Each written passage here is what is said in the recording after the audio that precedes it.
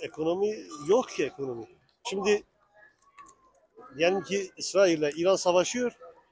Türkiye'nin ekonomisi batıyor. Yani mazot dünden beri 56 lira oldu.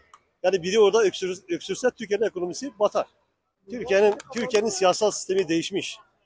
Türkiye artık bu saatten sonra bu ekonomiyi bu şekilde düzeltemez. Vallahi ekonomi batmış. Ne olacak? Tek çözüm erken seçim. Vallahi bunlar savaşıyorlar, arada biz yanıyoruz. Evet. Olan Türkiye oluyor. Yazık günah. Türkiye kadar güzel bir ülke yoktur dünyada. Ama üzerinde yaşayamıyoruz. Benim bir arkadaşım vardı, Bulgaristan'a gitti geldi, dedi ki Bulgaristan bizim Türkiye kadar güzel değil ama bizim ülkemiz üzerinde yaşatmıyorlar. Evet. Emekliyim. Emeklinin durumu nasıl? Vallahi emekli durum sıfır. Ha, emeklinin durumu budur. Buyur. Emeklinin durumu. Bir dilim karpuz eksik. Sadece bir dilim karpuz eksik. Ben 70 yaşına gelmek üzereydim. Benden öncekilerden de durmadım. Domates tavayla, karpuz dilimle, patates tavayla satırsın. Arkadaş böyle olmaz.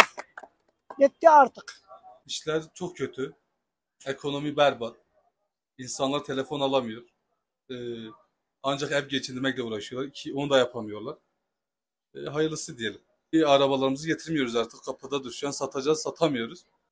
Çok zor şartlar altında yaşamaya çalışıyoruz. Bu son İran-İsrail savaşında nedense çok etkilendik. Bizimle alakası olmadığı halde. Yakıtlar 50 liraya geçti, dolar uçuyor. Telefonlarda çok ciddi bir maliyet var. Sattığımızı yerine koyamıyoruz. Ha bugün yarın düzelecek ama düzelmiyor. Daha kötü olacak. Ekonomi çok kötü gidiyor. Ne olacak sonumuz? Allah hayretsin diyorum. Ya şöyle düşünüyorum ben. Oradan sonra eğer bizi vurmazsa çok iyi olur diye düşünüyorum. Temennim bu yüzünde. İsrail'de, İran'da savaş oluyor. Biz ekonomik olarak çöküyoruz. Berbat. Ne olacak? Böyle gider. Vahim bir durum yani. Berbat bir durum. Çok çok kötü olur böyle. Giderse insanlar artık ne bileyim durum kötüye gider yani. Arabası olan zaten mümkün değil. Bilemem. Ha geliri çok olan belki. Biliyorsun ülkede iki tabaka insan. Biri çok zengin, biri de çok fakir. O fakir gitti, zengin yine binebilir. Orta sınıf kalmadı. Yok. Öyle sınıf yok. Ya aşağıdasın ya yukarıdasın. Böyle zamdan zam. Hani Tayyip Erdoğan da her zaman zam yapıyor. Bu zamın üzerinde insanını nasıl geçimini sağlayabilir? Senelerdir onların bir açıklaması vardı. Özellikle Davutoğlu, özellikle hatta Tayyip Erdoğan'ın öyle açıklaması. Biz indirimi yapacağız. İndirim yapmıyor ki. Daha zam yapıyor. Bak şu avları 10 liradan satıyor. Şu anda kaç para? 200 lira. Peki bu insanlar, siz insanla dalga mı geçiyorsunuz? Siz insanla şey mi geçiyorsunuz? Bu insanlarla nasıl geçimi sağlayacağız? Hiç mi farkında değilsiniz? İran-İsrail savaşı şu şekilde olacak. Şu anda duyduğuma göre elbette İran şu anda güzel İsrail'e vurmaya çalışıyor. Ama İran oraya vurunca da ne olacak sence ilk önce? Amerika da İsrail'in arkasındadır. Onu yönetiyor. Hem Türkiye'nin üzerine savaşsın diye hem de İran'ın savaşsın diye. Sonra da Türkiye gelecek zaten Türkiye'de o savaşın içine girecek. Savaş Türkiye'de de olacak. Vay bilsin ama kimse bilmiyor. Ama sanki bu nedir yani o 57 TL. Bu insanlar ya bu hükümet, bu devlet halkını nasıl savunmak istiyor ya? Siz benim hakkını savunacaksınız. Hey siz böyle hakkını savunuyorsanız o hak savunmak değildir. Halkın düşmanısınız. Hak düşmanı diyelim size. Hak savunması, hak dostunu demem.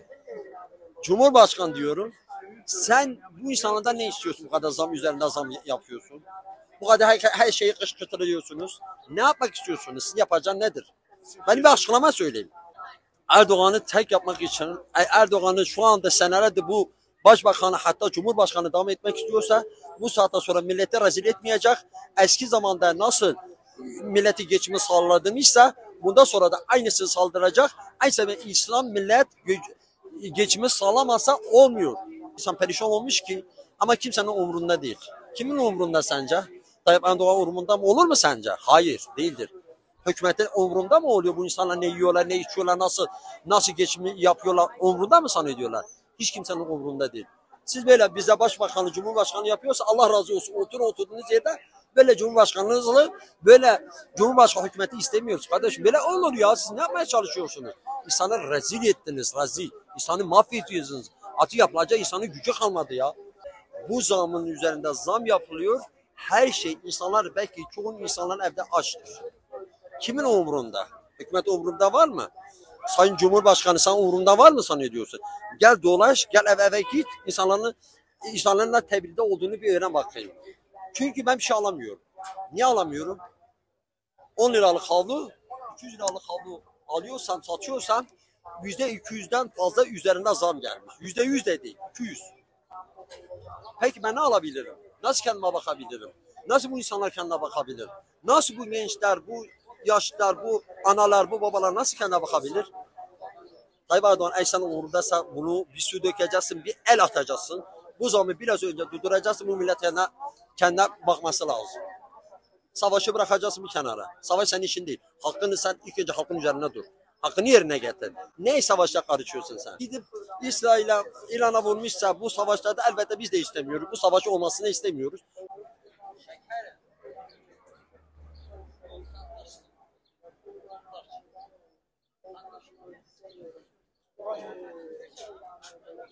Rızası için sıfırdan büyük tüm bağışlara ihtiyacımız var.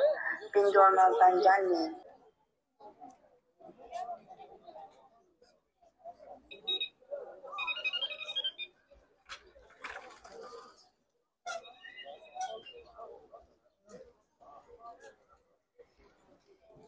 Ekonomi yok ki ekonomi.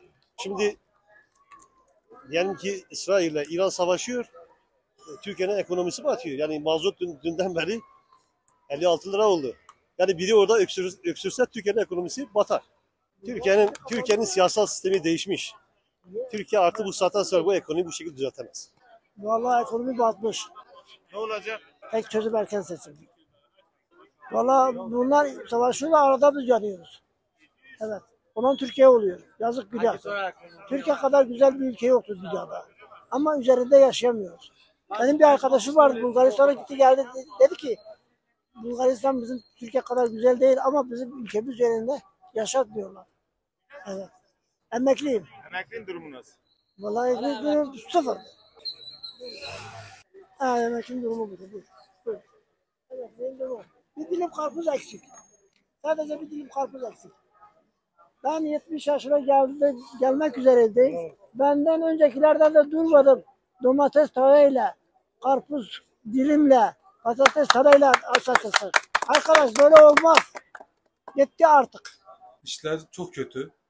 Ekonomi berbat. İnsanlar telefon alamıyor.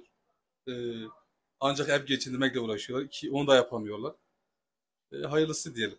Arabalarımızı getirmiyoruz artık. Kapıda düşen satacağız, satamıyoruz. Çok zor şartlar altında yaşamaya çalışıyoruz.